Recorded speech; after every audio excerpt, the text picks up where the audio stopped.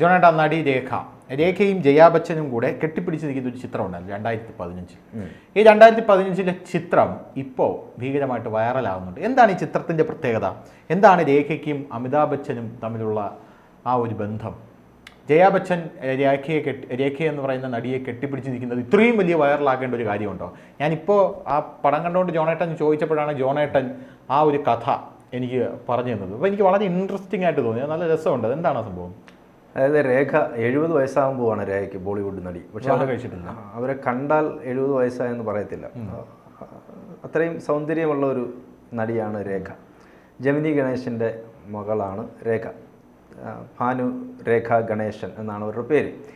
അമിതാഭ് ബച്ചൻ ഇപ്പോഴും നമുക്കറിയാം, ബോളിവുഡിലെ ഏറ്റവും വലിയ സ്റ്റാറാണ് അമിതാഭ് ബച്ചൻ. അമിതാഭ് ബച്ചനും രേഖയും പ്രണയത്തിലായിരുന്നു എന്നുള്ളത് എല്ലാവർക്കും അറിയാവുന്ന കാര്യമാണ്. അവർ പ്രണയത്തിലായിരുന്നു. കുറേയധികം ചിത്രങ്ങളിൽ ഒരുമിച്ച് അഭിനയിച്ചു. അവസാനം ചിത്രത്തിൽ അഭിനയിച്ചുകൊണ്ടിരിക്കുമ്പോഴാണ് ജയാ ബച്ചൻ അവസാനമായി അമിതാഭ് ബച്ചനെ രേഖയിൽ നിന്ന് മോചിപ്പിച്ചെന്ന് പറയുമ്പോൾ അമിതാഭ് ബച്ചൻ രേഖ പിടിച്ചു വെച്ചിരിക്കുകയാണ്. രേഖയായിട്ട് എന്താ പറയുക, പ്രണയത്തിൻ്റെ തീവ്രതയിലായിരുന്നു. അല്ല, ജയാ ബച്ചൻ അമിതാഭ് ബച്ചൻ്റെ ഭാര്യ ആയിരിക്കുമ്പോഴാണോ അമിതാഭ്? അതെ അതെ അതെ അതെ, ആ സമയത്തും പ്രണയത്തിലുണ്ട്. അവിഹിതം എന്ന് പറയുന്നത് അല്ല, അങ്ങനെ പറയാം. നടന്മാരും നടികളും പ്രണയിക്കുമ്പോൾ നമ്മൾ അങ്ങനെ പറയാൻ പാടില്ല. ഓ, അത് ശരി. അങ്ങനെ പറയാം. നമ്മുടെ നാട്ടിലൊക്കെ പൊതുവെ അങ്ങനെയാണ് പറയുന്നത്. അതുകൊണ്ടാണ് ഞാൻ വളരെ നിഷ്കളങ്കോട്ട് പറയുന്നത്. ഈ നമ്മളെ കമലഹാസന്റെ കഥകളൊക്കെ, കമലഹാസന്റെ കഥകളെ പോലെ കമലഹാസൻ അതിന് ലിവിങ് ടുഗദർ എന്ന് പറയും, നമ്മൾ അവിഹിതം. അതെ അതെ. പക്ഷേ അത്രയും വർഷം ഇവർ മിണ്ടാതിരുന്നു എന്നുള്ളതാണ്. ഈ 81 അമിതാഭ് ബച്ചനും. അതിനു മുമ്പ് കുറേ പടങ്ങളിൽ അവർ അഭിനയിച്ചിട്ടുണ്ട്. പ്രണയബദ്ധരായി കാമുകന്മാരായിട്ട് തന്നെ അഭിനയിച്ചിട്ടുണ്ട്. വളരെ ഫേമസ് ആയിട്ടുള്ള പടങ്ങളിലൊക്കെ അഭിനയിച്ചിട്ടുണ്ട്. ദോ അഞ്ചാനെ, ആലാപ് ഖൂൻ എന്നൊക്കെ പറയുന്ന കുറേ പടങ്ങളുണ്ട്.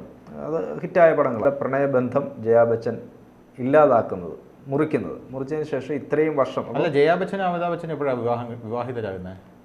വർഷം എനിക്ക് കൃത്യമായിട്ട് ഓർമ്മയില്ല. അതിൻ്റെ ഒരു കഥ പറയുന്നുണ്ട്. ജയാ ബച്ചൻ്റെ വീട്ടുകാർക്ക് ഈ അമിതാഭ് ബച്ചൻ്റെ ജയാ ബച്ചനെ കൊണ്ട് കല്യാണം കഴിപ്പിക്കുന്നതിൽ വലിയ താല്പര്യം ഉണ്ടായിരുന്നില്ല. ജയാ ബച്ചൻ്റെ അച്ഛൻ പറഞ്ഞത്, പിന്നെ എൻ്റെ കുടുംബം നശിച്ചു പോകും എന്ന്, അമിതാഭ് ബച്ചനെ കെട്ടിയാൽ എന്ന് പറയുന്നുണ്ട്. അപ്പോൾ അങ്ങനെയൊക്കെ പറയും. പക്ഷേ അത് വലിയ കുഴപ്പമൊന്നുമില്ലാതെ ആ കുടുംബം. ജീവിതത്തിൽ അമിതാഭ് ബച്ചൻ വളരെ ഡിസിപ്ലിൻഡ് ആയിട്ടുള്ള മനുഷ്യനാണ്. പക്ഷേ ഈ ഒരു പ്രണയബന്ധത്തിൽ അദ്ദേഹം അകപ്പെട്ടു എന്നുള്ളത് എല്ലാവർക്കും അറിയാവുന്ന ഒരു കാര്യമാണ്. ഇത്രയും വർഷം അവർ തമ്മിൽ മിണ്ടിയിട്ടില്ല. ജയാ ബച്ചനും രേഖയും മിണ്ടിയിട്ടേ ഇല്ല. അവർ പിണക്കത്തിലായിരുന്നു. അങ്ങനെയാണ് 2015 ഒരു അവാർഡ് ഫംഗ്ഷൻ നടക്കുന്നു. ഈ അവാർഡ് ഫംഗ്ഷന് അമിതാഭ് ബച്ചന് സ്റ്റാർ സ്ക്രീൻ, മികച്ച നടനുള്ള സ്റ്റാർ സ്ക്രീൻ അവാർഡ് കിട്ടുന്നു. അമിതാഭ് ബച്ചനും ജയാ ബച്ചനും അവാർഡ് പ്രഖ്യാപിക്കുന്ന സമയത്ത് ഒരുമിച്ച് എഴുന്നേൽക്കുന്നു. അമിതാഭ് ബച്ചൻ അവാർഡ് വാങ്ങിക്കാൻ സ്റ്റേജിലേക്ക് പോകുന്നു. ജയാ ബച്ചൻ അവിടെ തന്നെ ഇരിക്കുന്നു. അപ്പോൾ ദൂരെ മാറി രേഖയുണ്ട്. രേഖ ഈ സമയത്ത് അമിതാഭ് ബച്ചൻ സ്റ്റേജിലേക്ക് അവാർഡ് വാങ്ങിക്കാൻ കയറുകയാണ്. രേഖ അപ്രതീക്ഷിതമായി അവിടെ നിന്ന് എഴുന്നേറ്റ് ഓടി വന്നിട്ട് ജയാ ബച്ചനെ കെട്ടിപ്പിടിക്കുന്നതാണ് ആ ചിത്രം. അവരൊറ്റ ഫ്രെയിം കൊണ്ട് അവരുടെ ഉദ്ദേശം എല്ലാം ഇല്ലാതായി എന്നുള്ളതാണ്. അല്ല, ജയാ ബച്ചൻ കെട്ടിപ്പിടിക്കുന്നു. രേഖ ജയാ ബച്ചനെ കെട്ടിപ്പിടിക്കുകയാണ്. ജയാ ബച്ചനെ അങ്ങോട്ട് പോയി കെട്ടിപ്പിടിക്കുകയാണ്.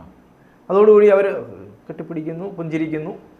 അതോടുകൂടി അപ്പോൾ ആ പടം 2015 പടമാണ്. ഈ 2015 പടം ഇപ്പം വൈറലാകാൻ ഒരു കാരണമുള്ളത് ഈ ആനന്ദ് അംബാനിയുടെ കല്യാണം ഉണ്ടല്ലോ. ആ കല്യാണത്തിന് ഐശ്വര്യ റായി ഈ നമ്മുടെ രേഖയെ ആലിംഗനം ചെയ്യുന്ന ഒരു ചിത്രം വന്നിട്ടുണ്ട്. അതിൻ്റെ പിന്നാലെയാണ് ആരോ എടുത്ത് ഈ ചിത്രം 2015 ചിത്രം വീണ്ടും സോഷ്യൽ മീഡിയയിൽ ഇട്ടിരിക്കുന്നത്. അപ്പോൾ അതിന് ഉപോത്ബലമായിട്ടുള്ള കഥകളാണ് ഇങ്ങനെ വന്നുകൊണ്ടിരിക്കുന്നത്. ഇവർ തമ്മിലുള്ള പിണക്കം തീർന്നു. അവരൊറ്റ കെട്ടിപ്പിടുത്തത്തിൽ ഈ പിണക്കമെല്ലാം തീർന്നു. പിണക്കമെന്ന് പറഞ്ഞാൽ അദ്ദേഹം കല്യാണം കഴിച്ച് ജയാ ബച്ചനുമായി താമസിക്കുന്ന സമയത്തും രേഖയുമായിട്ടുള്ള ബന്ധം തുടർന്നിരുന്നു. ഇപ്പോഴും രേഖയ്ക്ക് അമിതാഭ് ബച്ചനോടുള്ള പ്രണയമുണ്ട്. പല അഭിമുഖങ്ങളിലും അവർ പറയുകയും ചെയ്തിട്ടുണ്ട്, എനിക്ക് അദ്ദേഹത്തോട് പ്രണയമാണ് എന്ന് പറഞ്ഞിട്ടുണ്ട്. പക്ഷേ അദ്ദേഹം പിന്നീട് ആ ബന്ധത്തിന് മുതിർന്നിട്ടില്ല. കുടുംബജീവിതത്തിലേക്ക് തന്നെ തിരിച്ചു വന്നു. അദ്ദേഹം കൂലി എന്ന് പറയുന്ന പടത്തിലൊക്കെ അഭിനയിക്കുന്ന സമയത്തൊക്കെ അമിതാഭ് ബച്ചൻ മരിച്ചു പോകുന്ന ഒരു ഘട്ടം ഉണ്ടായിരുന്നു. ധനുഷിന് ഒരുപക്ഷെ വായിച്ചിട്ടുണ്ടാകും. കൂലി എന്ന് പറയുന്ന ഫോളോ ചെയ്യാറില്ല. പക്ഷേ അദ്ദേഹത്തിന് കൂലി എന്ന് അദ്ദേഹം അന്ന് വലിയ സ്റ്റാറാണ്. ഇന്ത്യയിലെ ഏറ്റവും വലിയ ആ സമയത്തെ സ്റ്റാർ എന്ന് പറയുന്ന അമിതാഭ് ബച്ചനാണ്. അദ്ദേഹത്തിൻ്റെ ചെറുപ്പത്തിലെ ക്ഷുഭിത യൗവനം എന്നൊക്കെ പറയുന്ന പേര് അമിതാഭ് ബച്ചനാണെന്ന് പറയുക. ക്ഷുഭിത യൗവനം, അദ്ദേഹത്തിൻ്റെ വേഷങ്ങളെല്ലാം അങ്ങനെയാണ്. അപ്പോൾ അദ്ദേഹം കൂലി എന്ന് പറയുന്ന പടത്തിൽ അഭിനയിക്കുന്ന സമയത്ത് ഇദ്ദേഹം സ്റ്റണ്ട് ചെയ്യുന്ന സമയത്ത് ഇതുപോലൊരു ടേബിളിൽ തട്ടിയിട്ട് അദ്ദേഹത്തിൻ്റെ വയറിന് വേദനയുണ്ടായി. ഹോസ്പിറ്റലിൽ കൊണ്ട് കണ്ടുപിടിക്കാൻ പറ്റുന്നില്ല. അവിടുന്ന് പല ഹോസ്പിറ്റലിലേക്ക് മാറുന്നു. മുംബൈയിൽ നിന്ന് എനിക്ക് തോന്നുന്നു ബാംഗ്ലൂരിലോ അങ്ങോട്ട് കൊണ്ടുവന്നു. ചികിത്സ നടക്കുന്നു. അപ്പോൾ ഇദ്ദേഹത്തിൻ്റെ ആരോഗ്യസ്ഥിതിയെക്കുറിച്ച് ആശങ്കയുണ്ടാകുന്നു. ഇദ്ദേഹം എന്താ പ്രശ്നമെന്ന് കണ്ടുപിടിക്കാൻ പറ്റുന്നില്ല.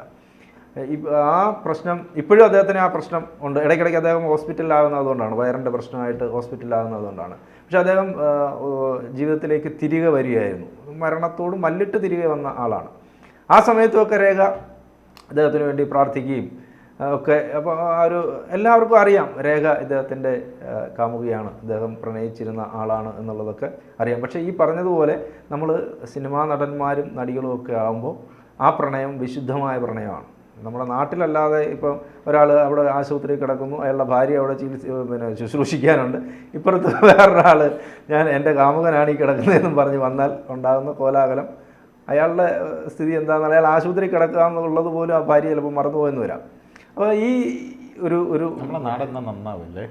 അല്ല, ഇതൊക്കെ നമ്മളെന്തുകൊണ്ട് അത് പറയുന്നത് വെച്ചാൽ ഇത്തരം കഥകളല്ല, ഇത് സംഭവമാണ്. യഥാർത്ഥത്തിൽ അവരിപ്പോഴും ഇന്ത്യൻ സിനിമയിലെ ഗ്ലാമർ, നമ്മൾ ഹേമമാലിനിയെ കുറിച്ച് പറയും ഗ്ലാമർ അല്ലേ, ഡ്രീം ഗേൾ എന്നൊക്കെ പറയും. പക്ഷെ അതിനേക്കാൾ സുന്ദരിയാണ് ഇപ്പോഴും രേഖ. എനിക്ക് മറ്റേ ബോണി കപൂറിന്റെ ഭാര്യയായിരുന്നു ഭയങ്കര ഇഷ്ടം, ശ്രീദേവി. അത് ശ്രീദേവി ഈ പറഞ്ഞതുപോലെ ഒട്ടേറെ പ്രണയങ്ങളിലൂടെ കടന്നു വന്നിട്ടാണ് അവസാനം ബോണി കപൂർ, അയാൾ കല്യാണം കഴിച്ച ആളാണ്.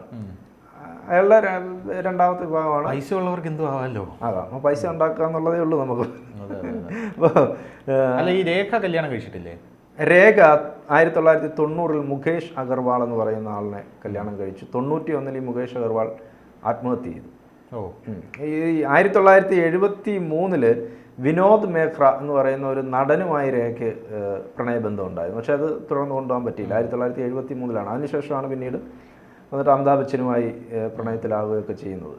അമിതാഭ് ബച്ചനുമായിട്ട് പ്രണയത്തിലാവുന്നു. വിവാഹത്തിലെത്താൻ എന്തുകൊണ്ടോ അത് വിവാഹത്തിലെത്തിയ, പക്ഷേ അതേ സമയത്ത് തന്നെ അമിതാഭ് ബച്ചൻ ജയാ ബച്ചനുമായി പ്രേമത്തിലാകുന്നു. തീവ്രമായ പ്രണയം, കുറച്ചുകൂടെ എനിക്ക് തോന്നുന്നു തീവ്രമായ വിവാഹത്തിലെത്തുന്ന പ്രണയം എന്ന് പറയുന്നത് ജയാ ബച്ചനുമായിട്ടാണ്. നമ്മുടെ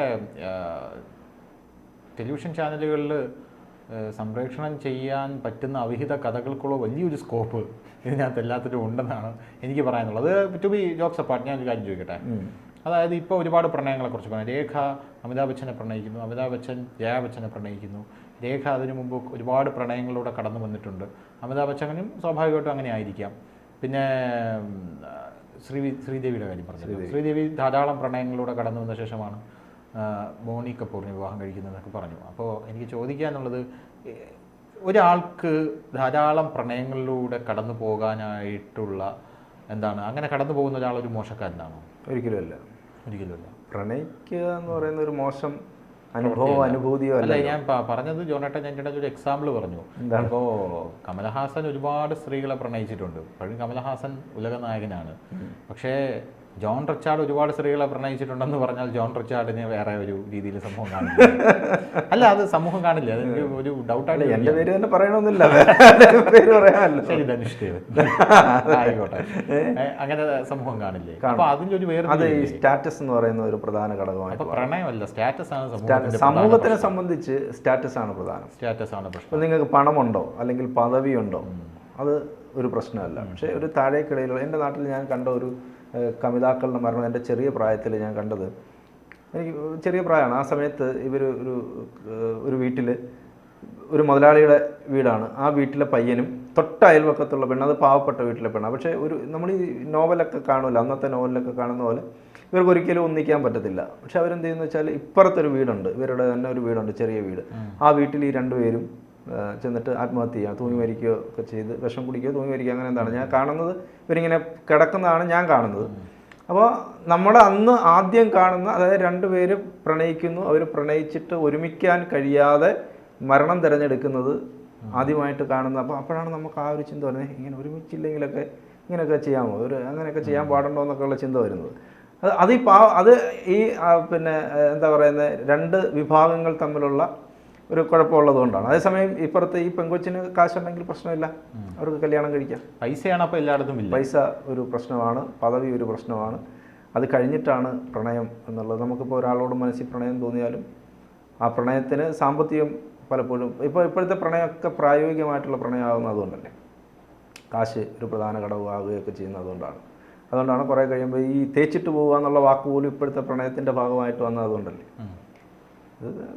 പ്രത്യേകിച്ച് സ്ത്രീകളെ കുറിച്ചാണ് പറയുക തേച്ചിട്ട്, എന്നാലും പുരുഷന്മാരും ആൺപിള്ളേരും ഈ പെൺകുട്ടികളെ ആ തരത്തിൽ ഉപയോഗിക്കുകയൊക്കെ ചെയ്തിട്ട് അവരും തേച്ചിട്ട് പോകുന്നു. അപ്പോൾ ഇത് ഇന്നും ഈ പ്രണയത്തിന് മങ്ങലേറ്റിട്ടില്ല. ഇപ്പോഴും ഇവരുടെ മനസ്സിൽ അതാണ് ഇതിൻ്റെ പ്രാധാന്യം. വിശുദ്ധ പ്രണയമാണോ ഇത്? വിശുദ്ധ പ്രണയം എന്ന് വേണമെങ്കിൽ നമുക്ക് പറയാം. അദ്ദേഹത്തിൻ്റെ മനസ്സിലും രേഖയുടെ മനസ്സിലും ആ പ്രണയമുണ്ട്. ജയാ ബച്ചൻ അതത്ര വിശുദ്ധ പ്രണയമല്ല. ജയാ ബച്ചനെ സംബന്ധിച്ച് അത് ഒട്ടും ഇഷ്ടമല്ല. എൻ്റെ ഒരു പക്ഷേ ഈ വേറെ കാര്യം തനിഷ് പറഞ്ഞതിനകത്ത് തിരുത്താനുള്ളത്, ഈ അമിതാഭ് ബച്ചൻ ഈ ഒരു പ്രണയം മാത്രമേ നമ്മുടെ അറിവിൽ ഉണ്ടായിട്ടുള്ളൂ, രേഖയുമായിട്ടുള്ള പ്രണയം ഉണ്ടായിട്ടുള്ളൂ. പക്ഷെ കമലഹാസൻ ഉണ്ടായി കാണാം എന്നാണ് ഞാൻ പറഞ്ഞത്. പക്ഷെ ഇതാണ് നമുക്ക് അറിയാത്, ഈ രേഖയുമായിട്ടുള്ള ബന്ധം പരസ്യമായിരുന്നു. എൻ്റെ ഒരു അഭിപ്രായം അനുസരിച്ച് നമുക്ക് ആദ്യം പ്രണയിക്കാം, പക്ഷെ അത് മറ്റുള്ളവരെ വേദനിപ്പിക്കാതെ ആയിരിക്കണം എന്നുള്ളതേ ഉള്ളൂ. ഇപ്പോൾ നമുക്ക് ഒറ്റത്തടിയാണെങ്കിൽ നമുക്ക് ആദ്യം പ്രണയിക്കാം ഇല്ലേ? പക്ഷെ ആ ഞാൻ ഒരാളെ പ്രണയിക്കുന്നുണ്ടെങ്കിൽ അത് കാരണം വേറൊരാൾ വേദനപ്പെടാൻ പാടില്ല, വേദനിക്കാൻ പാടില്ല, അസൂയപ്പെട്ടോട്ടെ, അതിന് കുഴപ്പമില്ല. അതിന് നമ്മൾ വേറെ പല പേരും പറയും, വേദനിക്കാൻ പാടില്ല. ഇപ്പൊ എനിക്കൊരു ഭാര്യയുണ്ട്, ഒരു മക്കളുണ്ട്, ഞാൻ എന്നിട്ട് വേറെ പെൺകുട്ടിയെ പ്രണയിക്കാൻ പോയാൽ അത് ശരിയല്ലല്ലോ. അത് കാരണം അവർക്ക് ഒരു വേദന ഉണ്ടാവുമല്ലോ. തിരിച്ചും അതുപോലെ തന്നെയാണ്, അങ്ങനെ ഉണ്ടാവാൻ പാടില്ല. മറിച്ച് വേദന ഇല്ലാത്ത രീതിയിലുള്ള പ്രണയങ്ങൾ, അതായത് സിംഗിൾ ആയിട്ടുള്ള ആൾക്കാർ പരസ്പരം പ്രണയിക്കട്ടെ, ഇഷ്ടപ്പെട്ടിട്ടെ, പറ്റുമെങ്കിൽ വിവാഹം കഴിയട്ടെ. പിന്നെ അതും കൂടെ പറഞ്ഞ് അവസാനിപ്പിക്കുക. എന്തായാലും ഈ പ്രണയം എന്നൊക്കെ പറയുന്നതേ നമുക്ക് ആരോട് എപ്പോൾ തോന്നുന്നൊന്നും പറയാൻ പറ്റത്തില്ല. അതിപ്പോൾ കല്യാണം കഴിച്ച ആളിന് തോന്നാം, കല്യാണം കഴിക്കാത്ത ആളുകൾക്ക് തോന്നാം. വയസ്സ് ഒരുപാടായി, ഇനി അതെന്തുകൊണ്ടാണ് പറയുന്നതെന്ന് മനസ്സിലാവുന്നുള്ളൂ. വയസ്സ് ഒരുപാടായി, ഇനി ട്രൈ ചെയ്യണ്ട. അപ്പോൾ ശരി, ഇവിടെ നിർത്താം.